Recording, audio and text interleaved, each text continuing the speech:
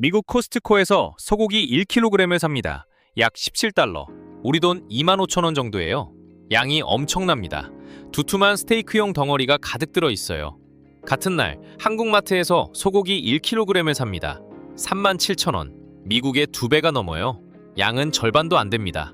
사과 한 봉지. 미국에서 1kg에 5달러. 한국에서 11,000원. 2배 이상 비싸요. 우유 1리터. 미국 1달러. 한국 3,000원. 3배. 그런데 더 충격적인 건 이겁니다. 미국의 1인당 GDP가 89,000달러, 한국이 36,000달러. 미국 사람이 한국 사람보다 2.5배를 더 버는데 마트에서 장을 보면 한국이 더 비싸요. 소득은 2.5배 적은데 장보기는 더 비싸다. 실질 체감으로 따지면 식비 부담이 5배에서 8배까지 차이 나는 겁니다. 이게 어떻게 가능한 건지 오늘 구조를 통째로 뜯어보겠습니다. OECD에서 해마다 회원국 물가를 비교합니다. 2023년 기준 한국의 식료품 및 비주류 음료 가격 지수가 147이에요. OECD 평균을 100으로 놓았을 때 47%가 더 비싸다는 뜻입니다. 이게 OECD 38개국 중 2위예요. 1위가 어디냐? 스위스 163. 스위스 다음이 한국이에요. 아이슬란드가 145로 3위인데 이 나라는 북극 가까이 있는 섬나라라 식량을 거의 전량 수입해야 하는 나라예요. 그래도 한국보다 싸요. 미국의 식료품 가격 지수가 얼마인 줄 아세요? 94. OECD 평균보다 6% 싸요. 독일 107, 영국 89, 프랑스조차 한국의 절반 수준입니다. 근데 진짜 소름 돋는 건 육류 가격이에요. 한국 육류 가격 지수 198, OECD 평균의 거의 2배. 돼지고기 지수는 212, 2배를 넘어요. 소고기만 따로 보면 한국이 세계 최고 수준이에요. 일본보다 비싸요. 한국이 GDP 세계 14위, 1인당 소득 37위인 나라인데 식료품 물가는 스위스 바로 다음입니다. 스위스의 1인당 소득이 11만 달러예요. 한국의 3배가 넘어요. 소득은 스위스의 3분의 1인데 마트 물가는 거의 같은 수준. 이 구조가 정상입니까? 미국이나 유럽에서 장을 봐보신 분들은 다 아실 거예요. 한국에서는 상상도 못할 양과 가격이 거기에 있습니다. 소고기 1kg, 한국 37,000원, 미국 17,000원, 2배 넘게 차이. 사과 1kg, 한국 11,000원, 미국 5,000원, 2배 차이. 독일에서는 3,000원이면 살 수 있어요. 3배 차이. 우유 1리터, 한국 3,000원, 미국 1,000원, 3배. 바나나 1kg, 한국 4,600원, 미국 1,700원, 거의 3배. 심지어 미국, 유럽도 코로나 이후 물가가 2배 가까이 올라서 현지인들이 아우성이거든요. 그 올라간 물가가 한국 기준으로 보면 여전히 싼 거예요. 이게 얼마나 비정상적인 상황인지 감이 오시나요? 2024년에는 사과값이 전년 대비 88% 폭등했어요. 배 61%, 수박 51%. 이상기후로 생산량이 줄었다는 이유였는데 이상기후는 전 세계가 겪고 있거든요. 한국만 이렇게 폭등하는 건 기후 때문이 아니라 구조 때문이에요. 그러면 이 돈은 도대체 어디로 가는 걸까요? 농민한테 갈까요? 놀라운 숫자가 하나 있습니다. 2023년 기준 한국 농산물의 평균 유통비용이 소비자 가격의 49.2%를 차지합니다. 여러분이 마트에서 만원짜리 배추를 사면 그중 4,920원이 유통과정에서 빠진다는 뜻이에요. 농민한테 돌아가는 건 절반도 안 됩니다. 배추, 무 같은 품목은 유통비용이 60에서 70%까지 올라갑니다. 만원짜리 배추에 7,000원이 유통비라고요. 왜 이렇게 비싸냐? 유통 단계가 너무 많아요. 농가에서 출발한 배추가 생산자 단체를 거치고 산지 유통인을 거치고 도매시장 법인을 거치고 중고매인을 거치고 소매업체를 거쳐서 여러분 장바구니에 들어와요. 5단계에서 7단계. 미국은 어떻냐? 대규모 농장에서 유통업체로 직배송하거나 중간에 1에서 2단계만 거칩니다. 월마트 같은 곳은 농장과 직접 계약해서 물류센터를 거쳐 바로 매장에 깔아요. 단계가 하나 늘 때마다 마진이 붙고 물류비가 붙고 인건비가 붙습니다. 그게 5에서 7번 반복되니까 소비자 가격이 농가 출하가의 2배, 3배가 되는 거예요. 근데 유통비는 빈산의 일각이에요. 더 깊은 곳에 근본 원인이 있습니다. 한국 농가 1인당 경지 면적이 0.56헥타르입니다. 미국은 32헥타르, 한국의 57배예요. 57배. 이게 뭘 의미하냐면 한국 농민 57명이 일하는 땅을 미국에서는 농부 1명이 트랙터 타고 혼자 합니다. 프랑스는 14헥타르, 한국의 25배.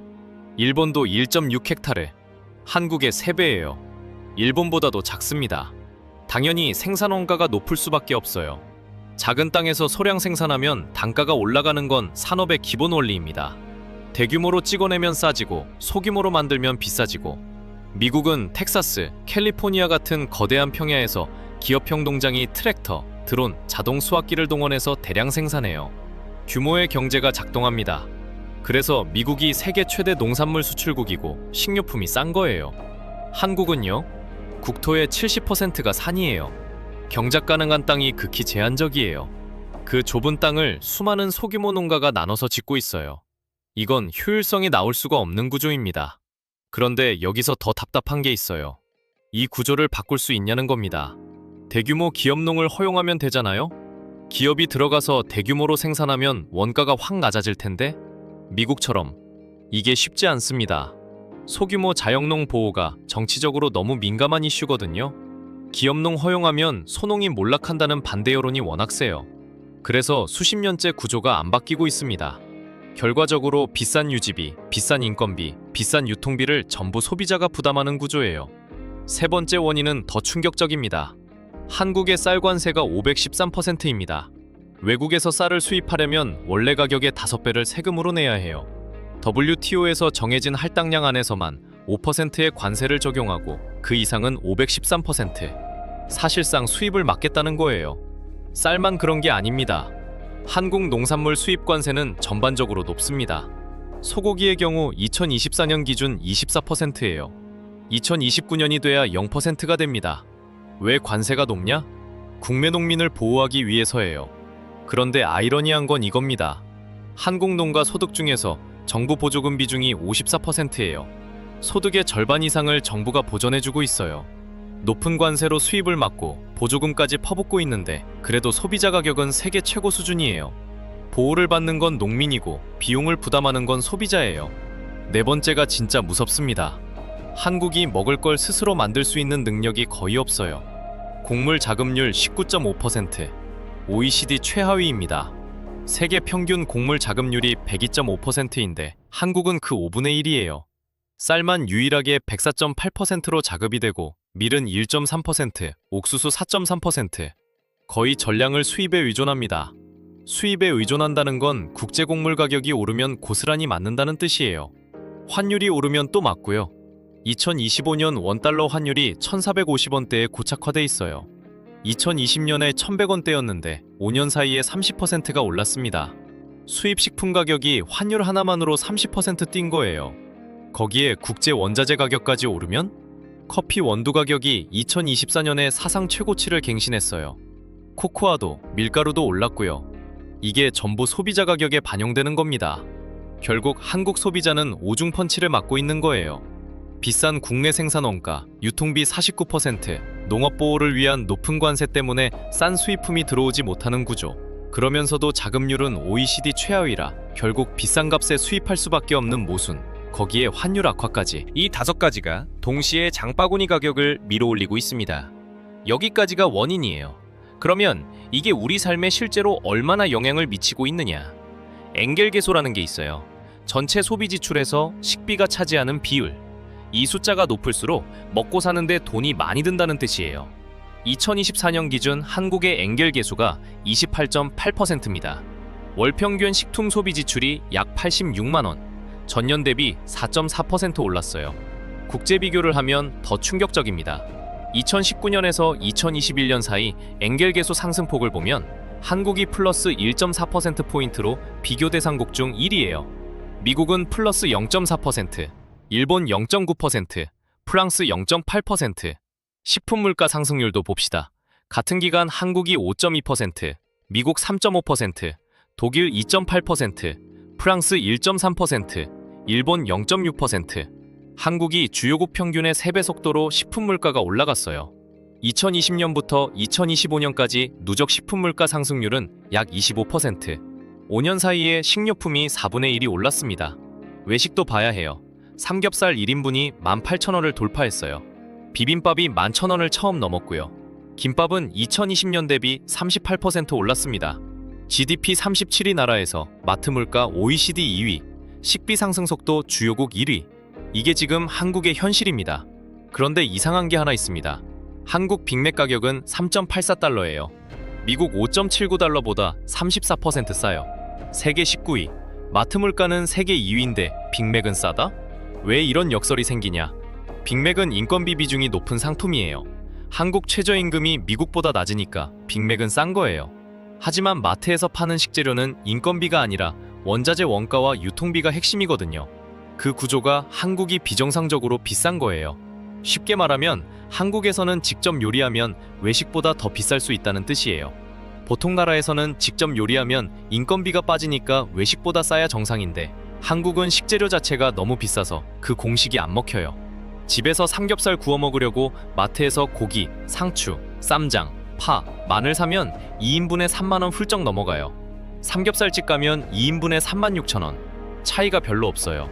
직접 요리하는 의미가 사라지는 겁니다. 이 모든 구조를 한 장으로 정리합니다. 한국은 GDP 14위, 1인당 소득 37위 나라예요. 근데 마트 식료품 물가는 OECD 38개국 중 2위, 스위스 바로 다음이에요. 스위스의 1인당 소득이 한국의 3배가 넘는데 말이죠. 왜 이렇게 됐냐? 하나, 유통비가 소비자 가격의 절반을 잡아먹습니다. 5에서 7단계의 다단계 유통구조 때문이에요. 둘, 농가 1인당 경지 면적이 0.56헥타르, 미국의 57분의 1, 소규모 자영농 구조에서 대규모 생산이 불가능합니다. 셋, 쌀 관세 513%, 국내 농업을 보호하기 위한 장벽인데 그 비용을 고스란히 소비자가 부담하는 구조예요. 싼 수입품이 들어오지 못하니 경쟁이 없고 경쟁이 없으니 가격이 안 내려가요. 넷, 그러면서도 곡물 자급률은 19.5%, OECD 최하위, 밀 1.3%, 옥수수 4.3%. 보호할 수 있는 것은 쌀뿐이고 나머지는 결국 비싼 값에 수입해야 합니다. 관세로 막아놓고 자급도 못하는 모순이에요. 다섯, 환율 악화. 원달러 1,450원대 고착화로 수입 비용이 30% 올랐습니다. 이 5가지가 동시에 작동하면서 한국 소비자의 장바구니를 세계에서 2번째로 비싸게 만들고 있는 겁니다. 미국에서 유럽에서 장을 봐본 사람들이 한국 마트에 오면 충격받는 이유가 이거예요. 양은 3분의 1인데 가격은 더 비싸다. 소득은 절반 이하인데 식비 부담은 몇 배다. 이건 개인의 문제가 아니라 구조의 문제입니다. 여러분은 매달 식비로 얼마를 쓰고 계시나요? 체감 물가가 미쳤다고 느끼시는 분들, 그 감각이 맞습니다. 숫자가 증명하고 있어요. 댓글로 이번 달 장바구니 금액 남겨주세요. 뉴스 너머의 구조를 읽는 눈이 생존을 가릅니다. 오늘 영상 도움됐다 싶으면 좋아요 눌러주시고 구독과 알림 설정 꼭 해두세요. 다음 영상에서 뵙겠습니다.